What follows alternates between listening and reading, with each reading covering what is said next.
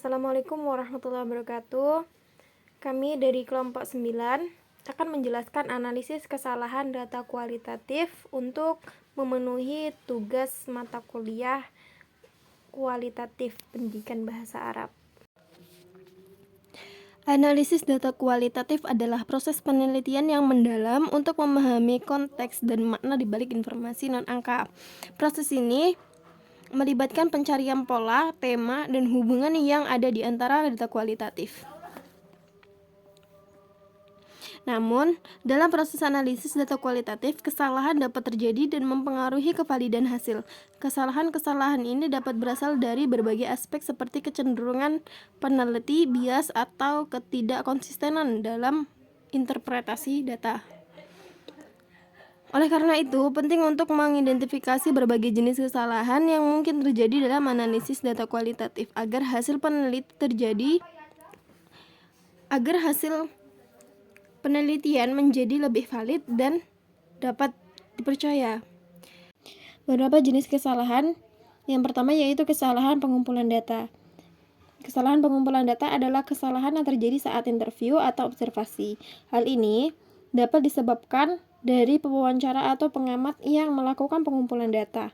Selain itu, pengaruh lingkungan atau situasional juga dapat mempengaruhi respon subjek sehingga mengakibatkan kesalahan dalam pengumpulan data. Dengan kata lain, kesalahan ini dapat mempengaruhi validitas dan keandalan data yang dikumpulkan. Kesalahan yang kedua yaitu kesalahan transkripsi. Kesalahan transkripsi terjadi ketika ada kesalahan dalam mentranskripsi percakapan atau materi wawancara yang dapat mengubah makna aslinya. Keterbatasan interpretasi transkripsi terhadap bahasa nonverbal atau nuansa juga dapat menyebabkan kesalahan transkripsi. Kesalahan transkripsi dapat mempengaruhi ketepatan analisis data dan kesimpulan yang diambil dari data tersebut. Oleh karena itu, penting untuk meminimal kesalahan transkripsi dengan melakukan transkripsi dengan teliti dan memperhatikan konteks dan makna yang ingin disampaikan. Jenis kesalahan yang ketiga yaitu kesalahan klasifikasi dan kategorisasi. Kesalahan klasifikasi dan kategori terjadi ketika ada kesalahan dalam mengidentifikasi tema atau pola dalam data, atau bias peneliti dalam mengelompokkan data ke dalam kategori tertentu. Kesalahan ini bisa terjadi ketika peneliti memiliki pandangan subjektif yang mempengaruhi cara mereka mengkategorikan data.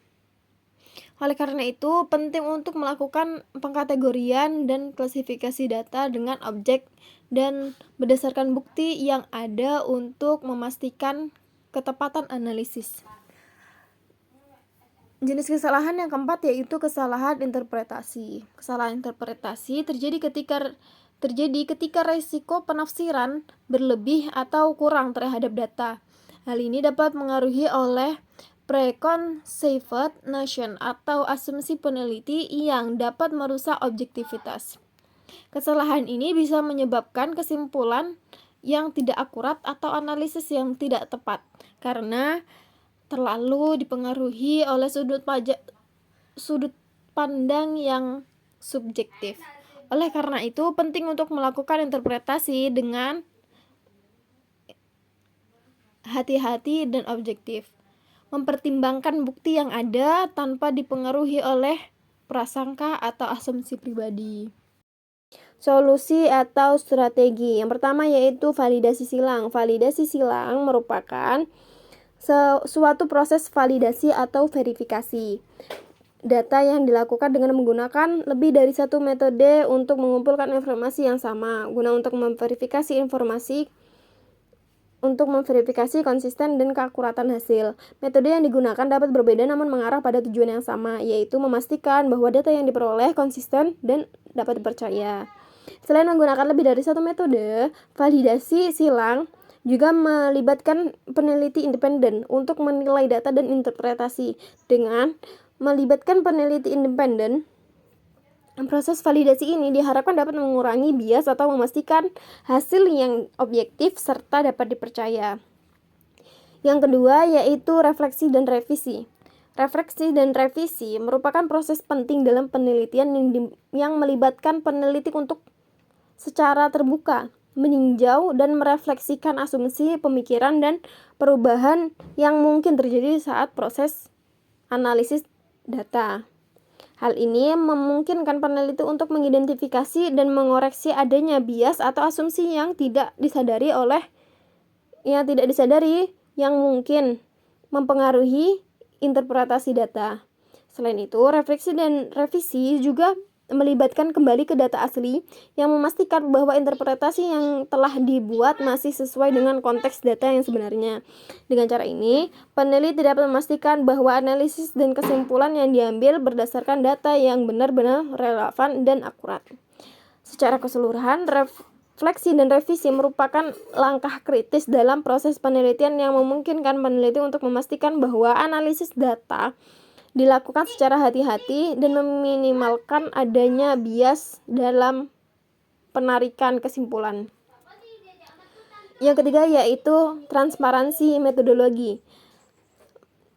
Mengacu pada kejelasan dan keterbukaan proses penelitian, terutama dalam hal metodologi yang digunakan. Hal ini melibatkan dokumentasi yang rinci mengenai langkah-langkah analisis yang dilakukan sehingga dapat diulang atau diperiksa oleh peneliti lainnya. Dengan cara ini, metodologi yang digunakan dapat dipahami dan diverifikasi kebenarannya oleh pihak lain, yang dapat meningkatkan validitas dan kepercayaan terhadap hasil penelitian. Selain itu, transparansi metodologi juga melibatkan pemanfaatan catatan lapangan, catatan refleksi, dan alat bantu analisis yang digunakan selama proses penelitian. Informasi lengkap mengenai bagaimana data dikumpulkan, diinterpretasikan, dan diolah merupakan bagian penting dari transparansi metodologi agar orang lain dapat memahami dengan jelas bagaimana penelitian tersebut dilakukan. Secara keseluruhan, transparansi metodologi adalah praktik yang penting dalam penelitian untuk memastikan kejelasan dan keandalan dari proses penelitian serta mengundang kolaborasi dan pengawasan dari pihak lain untuk memastikan keabsahan dan ketepatan metodologi yang digunakan. Berikut cara menganalisis kesalahan data. Contoh judul skripsinya yaitu analisis kesalahan data dalam penelitian efektivitas pembelajaran bahasa Arab. Studi kasus di sekolah dasar. Metodologi yang dipakai yaitu pengumpulan data dan tes tulis dan tes lisan. Selanjutnya metodologi yang digunakan dalam analisis kesalahan data dalam penelitian efektivitas pembelajaran bahasa Arab studi kasus di sekolah dasar, yaitu ada 3: pengumpulan data, analisis kesalahan, dan tes tulis dan lisan. Yang ketiga, evaluasi transkripsi bahasa Arab. Yang pertama yaitu metodologi pengumpulan data.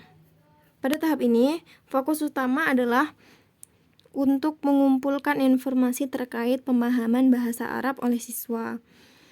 Terdapat 2 langkah yang digunakan dalam proses ini. Yang pertama yaitu menganalisis potensi kesalahan dalam data, hasil tes tertulis dan lisan siswa terkait pemahaman bahasa Arab. Dalam langkah ini, penelitian atau pendidik akan menganalisis hasil tes tertulis dan lisan yang dilakukan oleh siswa untuk menilai pemahaman mereka terhadap bahasa Arab. Analisis ini bertujuan untuk mengidentifikasi potensi kesalahan seperti kesalahan gramatikal, pemilihan kosakata, dan pemahaman keseluruhan bahasa Arab oleh siswa. Hal ini berguna untuk memahami tingkat pemahaman siswa dan kebutuhan mereka dalam proses pembelajaran. Yang kedua yaitu menilai kualitas wawancara dengan guru bahasa Arab yang memastikan data yang akurat. Langkah ini melibatkan evaluasi terhadap wawancara yang dilakukan dengan guru bahasa Arab. Peneliti atau pendidik akan menilai kualitas wawancara secara keseluruhan, mulai dari pertanyaan yang diajukan, teknik wawancara yang digunakan, hingga keakuratan informasi yang diperoleh dari guru tersebut. Tujuannya adalah untuk memastikan bahwa data yang diperoleh dari wawancara tersebut benar-benar akurat dan relevan, sesuai dengan tujuan penelitian atau pengembangan program.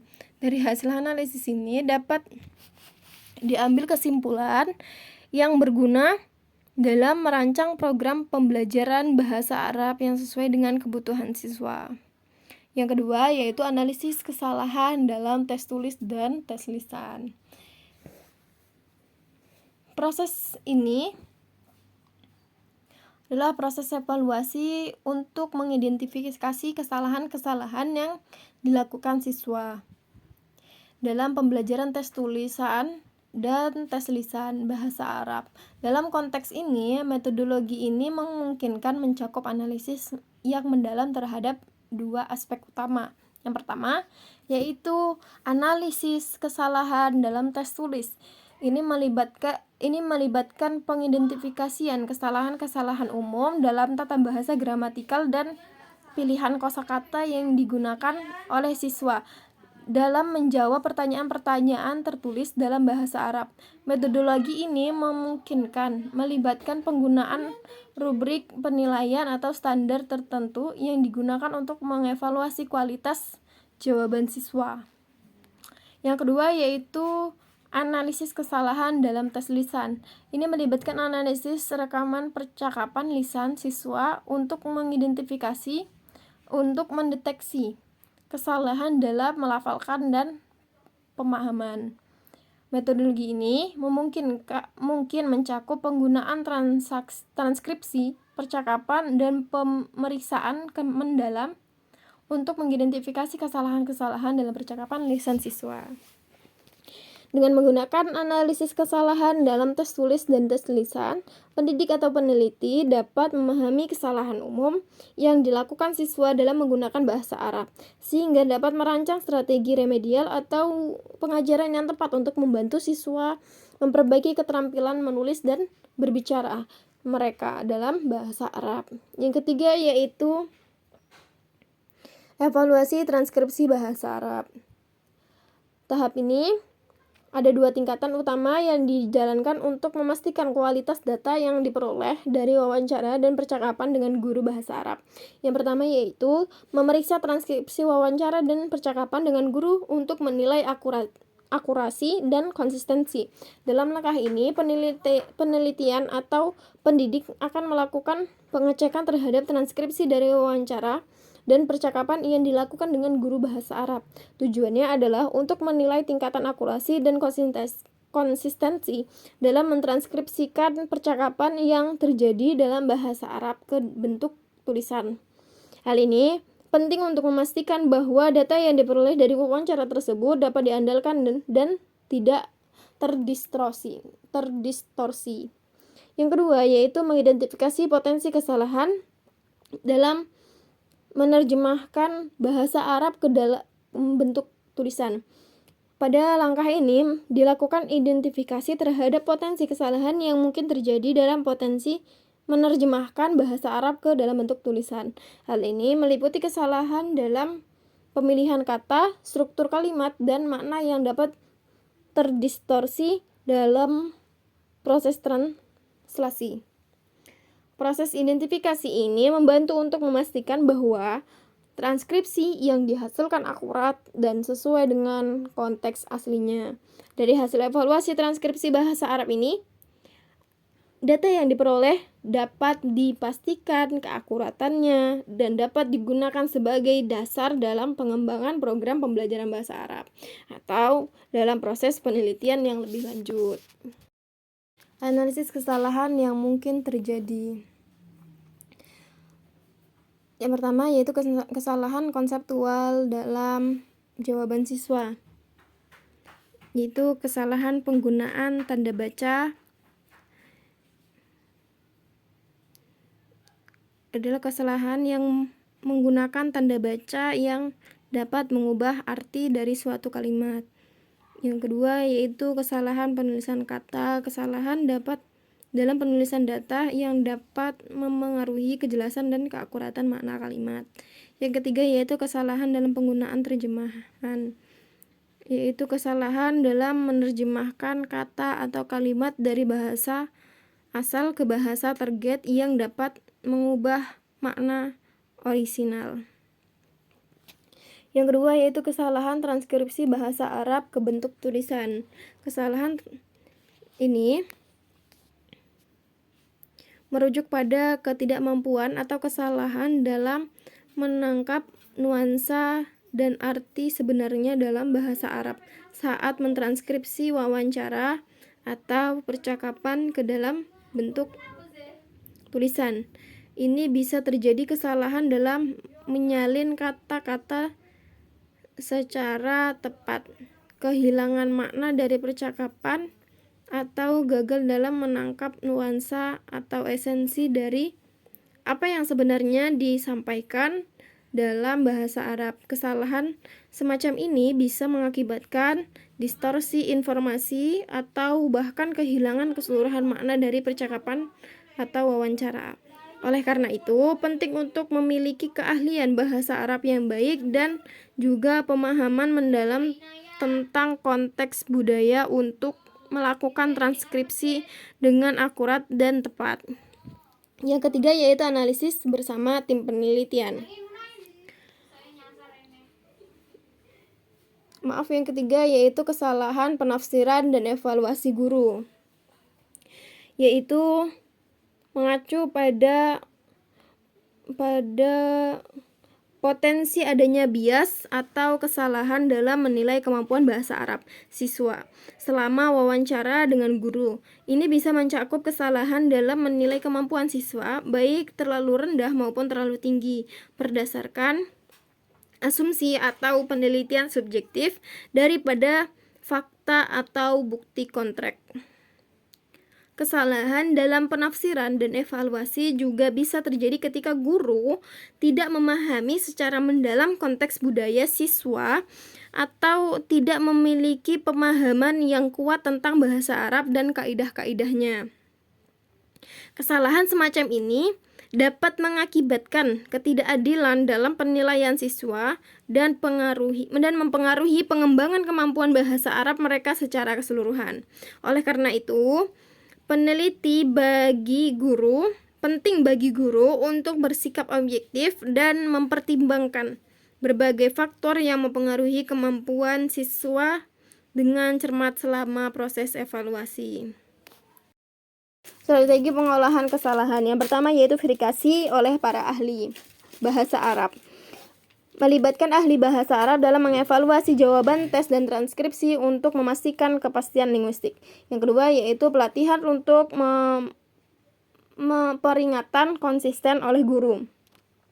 Pelatihan untuk peringatan konsisten oleh guru adalah program penelitian yang diberikan kepada para guru bahasa Arab untuk memastikan bahwa mereka memberikan penilaian atau peringatan yang konsisten dan akurat terhadap kemampuan siswa dalam bahasa Arab. Pelatihan ini bertujuan untuk meminimalkan kesalahan dalam penilaian dan penafsiran data sehingga siswa dapat menerima umpan balik dan berguna dan akurat untuk perkembangan mereka. Yang ketiga yaitu analisis bersama tim penelitian. Strategi pengolahan kesalahan ini melibatkan tim penelitian dalam proses analisis kesalahan untuk mendapatkan berbagai sudut pandang dan meminimalkan bias. Dengan melibatkan tim penelitian akan lebih mudah untuk terdeteksi serta mengoreksi kesalahan yang terjadi dalam studi atau penelitian yang sedang dilakukan. Hal ini juga dapat membantu dalam memperbaiki kualitas hasil penelitian dan menghasilkan kesimpulan yang lebih akurat. Oke, selanjutnya adalah kesimpulan. Analisis kesalahan dalam data kualitatif menjadi kunci untuk memastikan keakuratan dan validitas hasil penelitian melalui pendekatan yang hati-hati dan transparan. Penelitian dapat meminimalkan potensi kesalahan dan meningkatkan kepercayaan dalam interpretasi mereka. Sekian materi dari kami. Kurangnya mohon maaf. dan lebihnya mohon maaf. Wassalamualaikum warahmatullahi wabarakatuh.